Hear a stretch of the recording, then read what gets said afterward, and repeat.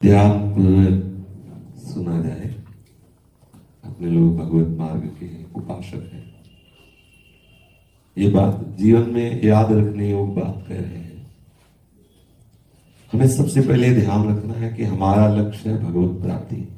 बिल्कुल सहज सरल में जीवन की सार बात तुम्हें बता रहे हैं। हमारा लक्ष्य है भगवत प्राप्ति। भगवत प्राप्ति का स्वरूप है किसी भी परिस्थिति में अपने प्रियतम का विस्मरण ना होना। अगर ऐसी स्थिति लानी है कि किसी भी परिस्थिति में भगवत विस्मरण ना हो, उसके लिए आवश्यक बात है आत्मसमर्पण। प्रभु को हमने प्रभु को देखा नहीं, हम जानते नहीं कि प्रभु कैसे हैं। तो प्रभु के ही प्रतीक संत सदगुरुदेव में हम अपनी भावना करते हैं, ये हमारे प्रभु हैं।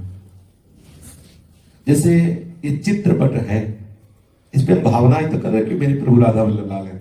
हम इन्हें सिंहासन में बिठाए हैं, हम इनकी आरती करते हैं, भोग लगाते हैं, दंडवत करते हैं, प्रार्थना करते हैं और हमें अध्यात्म सुख मिलता है। हम भावना से तो कर रहे हैं ना। अगर हम भावना ना करें प्रभु की ये प्रभु है, तो शीशा है, कागज है और स्याही है। समझ रहे? हमने भावना की मेरे प्रभु, तो मेरी भावना पुष्ट होने लगी। और एक दिन इसी भावना में आप देखोगे आपकी तरफ मुस्कुरा रहे हैं। आपको अनुभव होगा कि आपसे बात करना चाहते हैं। आपको अनुभव होगा कि इस तो साक्षात है। क्या हुआ? भावना करते करते हमारी तन्मयता हो गई। जो तन्मयता देह में थी, विषय इंद्रियों में थी, वो छूट गई। इसमें भगवत प्राप्ति का प्रधान कारण कौन हुआ? आप विचार करके देखिए। आप हुए या भगवान हुए या गुरु हुए या संत हुए? इसमें स्पष्ट देखना है। भगवत प्राप्ति के प्रधान कारण आप हुए। कहते भगवत कृपा, वो तो सब पे है। कोई ऐसा जीव नहीं जो प्रभु को प्यारा ना हो। सब मम प्रिय सब मम उपजाए। मां का बच्चा चाहे जितना गंदा हो, लेकिन उसके हृदय का प्यार सिर्फ मां ही जान सकती है, दूसरा नहीं। उसके हृदय में ये बात नहीं आएगी कि ये गंदा है। ये हमारे तुम्हारे दृष्टि में उसके हृदय में नहीं है। उसके हृदय में मेरा बच्चा है। शायद है कि सबसे ज्यादा चिंता उसी गंदे बच्चे की होती हो, क्योंकि वो जानता नहीं पवित्रता क्या है। ऐसे भगवान को समस्त चराचर प्रिय है। सब मम प्रिय सब मम उपजाए। भगवान कहते सब मेरे से प्रकट हुए हैं, सब मुझे प्यार भरी दृष्टि से देखें तो ये बात उनको अनुभव में आ जाएगी कि मैं उनको कितना प्यार करता हूं। पर वो गलती हमसे हो गई कि हम ऐसे प्राण प्यारे प्रभु से विमुख होकर ब्रह्म बस अपने को स्त्री पुरुष मानकर, अपने को जागतिक व्यवहार में सत्य मानकर भगवत चिंतन छोड़ दिया। अब हम जब भगवत मार्ग में चले तो हमें यह लगता है कोई मुझे भगवत प्राप्ति करा देगा। इस बात से बिल्कुल सुलझ जाना जो हम कह रहे हैं। भगवत प्राप्ति कोई तुम्हें करा देगा, ये भ्रम छोड़ दो। कोई तुम्हें भगवत प्राप्ति नहीं कराएगा, क्योंकि भगवत प्राप्ति कराने से नहीं होती। भगवत प्राप्ति करने की लालसा से भगवत प्राप्ति होती। ऐसे कोई करा ही नहीं, भगवान भी नहीं करा सकते। हमें चाह ही नहीं तुम्हारी, खड़े रहो तुम, हमें चाह नहीं है ना। भगवत प्राप्ति भगवान की कृपा से जब प्राप्ति की चाह प्रकट हो जाती है, और वो कृपा है सत्संग, वो कृपा है शास्त्र स्वाध्याय। पर उस सत्संग और शास्त्र स्वाध्याय की कृपा भी तभी काम करेगी जब आप चाह करोगे। मूल भगवत प्राप्ति की जब खोज किया गया कि भगवत प्राप्ति का मूल क्या है, उसमें लगा कि मेरी चाह। भगवान की कृपा है, कोई नहीं कह सकता कि मेरे ऊपर कृपा नहीं, क्योंकि मनुष्य शरीर भगवान की कृपा का प्रमाण है कि हम पर भगवान की कृपा है। आपके ऊपर भगवान की कृपा। दूसरा प्रमाण है कि आपको साधु संग मिला हुआ है। तीसरा महामहिमा में प्रमाण है कि धाम मिला हुआ है। चौथा महामहिमा में प्रमाण है कि आप उनके आत्म समर्पित हैं प्रगट में। वो कमी क्या है जिससे हमें भगवदानंद की अनुभूति नहीं होती? भगवान की कृपा में कोई कमी? बिल्कुल सुलझ कर अपने लोग बात कर रहे हैं, बहुत एकदम। इसमें यह नहीं कि हम बोल रहे तो आप नहीं बोल सकते, आप बोल सकते हैं। आप हमें वो बात बताएं कि हमारे भगवान की तरफ से क्या कमी है, हमारे श्री जी की तरफ से क्या कमी, विचार करके बताइए। आपके ऊपर भगवत प्राप्ति की कृपा में हमारी श्री जी की क्या कमी है, हमारी श्री जी की तरफ से क्या कमी है? आपके पास कोई प्रश्न है इसमें? कि अगर ऐसा होता तो श्री जी की कृपा का हम अनुभव करते, वो आप हमें बताओ। आराम से विचार करके अपने घर के बैठे।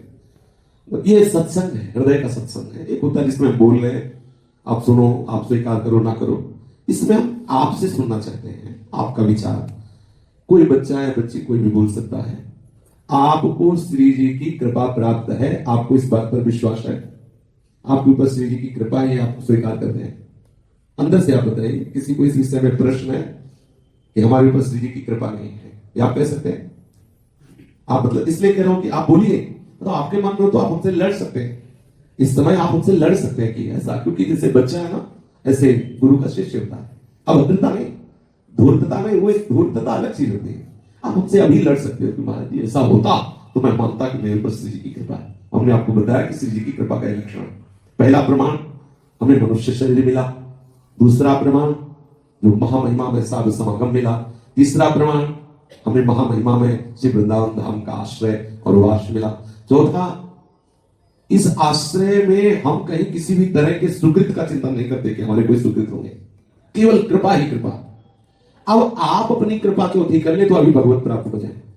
आपकी कृपा की कमी है या गुरु या श्री जी या संत की कृपा की कमी, आप हमें बड़ा निश्चय करके बताएं, शायद हमसे कोई भूल हो रही हो हमारे चिंतन में।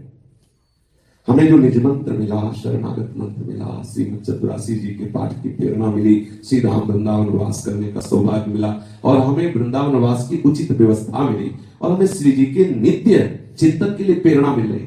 रोज हम महापुरुषों के सत्संग भरे वचन सुनते हैं, महापुरुषों के चरित्र सुनते हैं। अहो भाग्य लोग जो भगवत भक्ति में चलना चाहते हैं, वो तरसते हैं कि 5 मिनट मुझे साधु समागम मिल जाए, और हमें समागम प्राप्त है।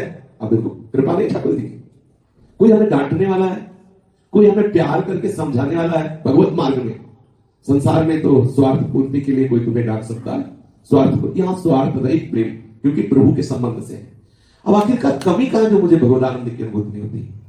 होता क्या है, साधक बहिर्मुख होने के कारण वो कमी अपने में ना देख के वो इष्ट की कृपा में कमी देखने लगता है, गुरु की महिमा में कमी देखने लगता है। आप बोलो ये वही निज मंत्र है जिसे हिताचार्य ने जपा, ये वही निज मंत्र है जिसे सेवक जी ने जपा, जिसे ध्रुवदास जी ने जपा, जिसे वृंदावन दास जी ने जपा, बड़े बड़े रसिकों ने जपा, वही निज मंत्र आपके अंदर लेकिन प्रकाशित क्यों नहीं हो रहा? क्या आप जप रहे हैं? क्या आप निरंतर उसको जप रहे हैं? क्या आप वैष्णव अपराध रहित होकर जप रहे हैं? क्या आप निज मंत्र को अपना प्राण बनाए?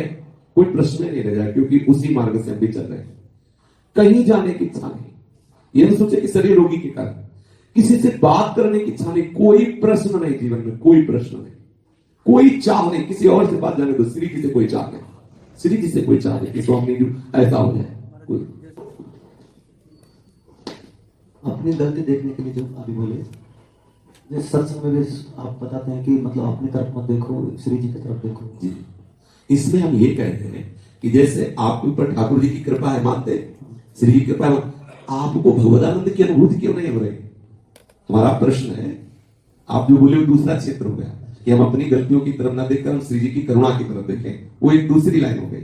हमारा जो यहाँ प्रश्न है कि हमारे ऊपर श्री जी की कृपा है, सर्वतोभावे, पक्का विश्वास है ना? आप देख रहे हैं ना, मतलब आपको इसमें संशय है कि मेरे ऊपर श्री जी की कृपा नहीं है ना?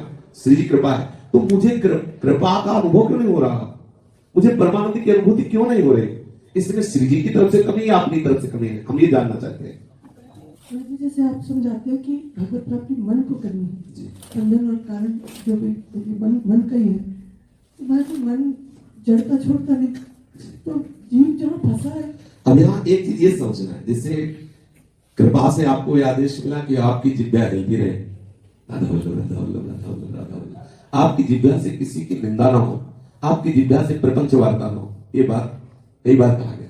अब इसमें थोड़ा आपको हट करना होगा कि अपनी जिब्या से उच्चारण राधा राधा राधा राधा राधा वल्लभ राधा वल्लभ राधा वल्लभ राधा। आप अपनी जिब्या से वैष्णव निंदा न करें, प्रपंच की वार्ता न करें, राधा वल्लभ जबरदस्ती कहावें, तो आप देखें आप चमत्कार क्या हो। आप देखें, जैसे हम लोग कह देते हैं कि भाई हम मन लगाना चाहते हैं लेकिन मन नहीं लग रहा है। मन लगना ना लगना ये यहाँ खास बात नहीं, हमारे ऊपर जो कृपा है उसका हम सदुपयोग कर रहे हैं या दुरुपयोग कर रहे हैं, खास बात यह है।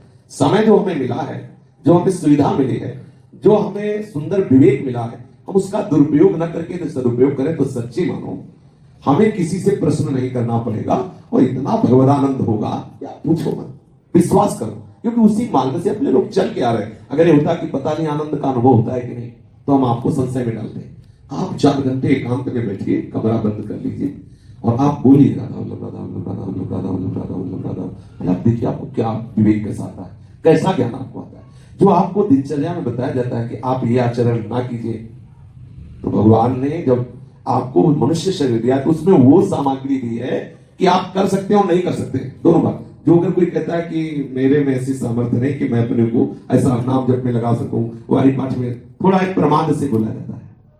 हम चीख चीख के प्रपंच की बात 1 घंटा कर सकते हैं और उसी बात को बदल के हम 1 घंटा चतुरासी जी का में चीख के, सामर्थ्य तो वही है, पुरुषार्थ तो वही है। अब इसमें थोड़ा आपको अपनी कृपा करनी होगी। जो हम आपको समझाना चाहते हैं कि आपको अपने ऊपर कृपा करनी होगी। इष्ट की कृपा, आचार्य की कृपा, धाम की कृपा भरपूर है आपके ऊपर। देख लीजिए, आप थोड़ा कृपा कर लीजिए कि जो आपको आदेश हो रहा है भागवती, उसमें आप संशय मत कीजिए। भगवत प्राप्ति का स्वरूप है प्रभु के सिवा और कुछ याद ना आना। इसके लिए 2 बातें आवश्यक है। हमारे जो प्रभु से विमुख करने वाली वार्ता, दर्शन, कथन, श्रवण, चेष्टा, उसका हम त्याग कर दें, उसे कहते हैं वैराग्य। और अभ्यास, जिससे हमें बार बार हमारे इष्ट का चिंतन बने, स्मरण बने, वो हम अभ्यास करें। भगवत प्राप्ति ना हो जाए तो हमें कहना। अब बोलो, कौन भगवत प्राप्ति आपको करा सकता है? ये बताओ। जैसे आपको निज मंत्र मिला, माँ में आपको वाणी जी मिली, आपको सेवा पद्धति मिली, वृंदावन धाम वास मिला। अब आप असंतुष्ट किसमें, हमें ये बता दीजिए, किस बात में असंतुष्ट है?